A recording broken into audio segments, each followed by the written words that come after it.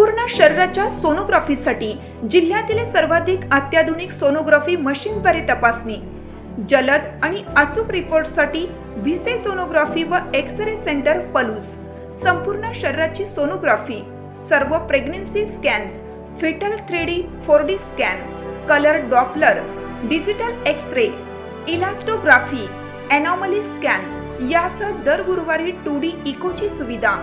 Bhise sonography व x-ray centre Palus, जुने मराठे भिसे हॉस्पिटल जवळ, कन्याशाळा रोड, पलूस।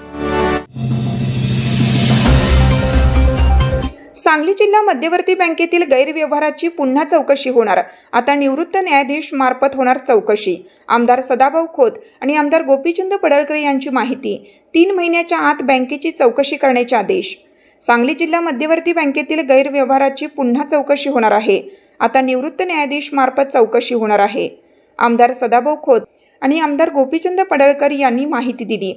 3 महिन्याच्या आत बँकेची चौकशी करण्याचे आदेश देण्यात आलेत। संचालक मंडळाने स्वतःहून राजीनामा दिला पाहिजे। बँकेत मनमानी पद्धतीने कर्ज वाटप करणाऱ्यांवर कारवाई झाली पाहिजे। तसेच बँकेत झालेल्या नोकर भरतीची आणि नोकर भरती करणाऱ्या कंपनीची देखील चौकशी झाली पाहिजे, अशी मागणी देखील आमदार सदाभाऊ खोत आणि आमदार गोपीचंद पडळकर यांनी केली आहे। सांगली जिल्हा मध्यवर्ती बँकेतील आर्थिक नुकसानीची चौकशी करण्यासाठी माजी न्यायाधीश MR मखरे यांची नियुक्ती करण्यात आली आहे।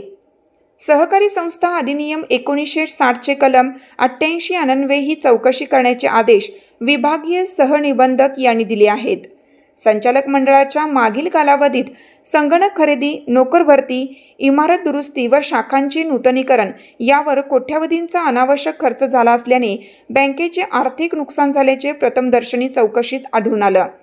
यामुळे विभागीय सहनिबंधक यांनी कलम 88 उपनिबंधक मिरजेचे बिपिन मोहिते यांची चौकशीसाठी प्राधिकृत अधिकारी म्हणून नियुक्ती केली होती। मात्र नियमित काम असल्याने चौकशीसाठी असमर्थता दर्शवली होती।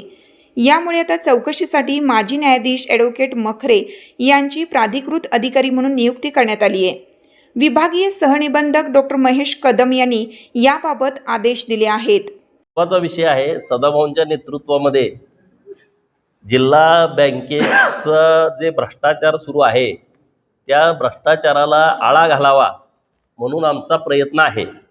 राज्याचे मुख्यमंत्री माननीय देवाभाऊंना मागच्या 5-6 दिवसापूर्वी आम्ही भेटलो होतो। काल सदाभाऊ तर बसून निर्णयच करून घेऊन आलेले आहेत। जी 83 ची चौकशी झाली होती, 83च्या चौकशीमध्ये अनेक गैरप्रकार हे जिल्हा बँकेचे रेकॉर्डवरती आलेले आहेत, म्हणजे सिद्ध झालेले आहेत की त्यामध्ये गैरव्यवहार झालेला आहे आणि जो करोडोत आहे।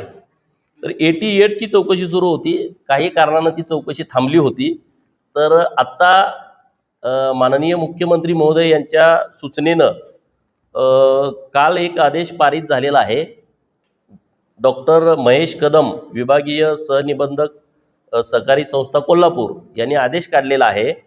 जे बिपिन मोहिते हे चौकशी अधिकारी होते जिल्हा बँकेचे, त्यांच्या ऐवजी निवृत्त न्यायाधीश माननीय ॲडव्होकेट MR मखरे यांची नियुक्ती काल केलेली आहे आणि येत्या काही दिवसामध्ये या बँकेची जी 88 ची चौकशी आहे ती चौकशी पूर्ण होऊन त्यांच्यावरती कडक कारवाई व्हावी अशा पद्धतीची भूमिका आमची आहे।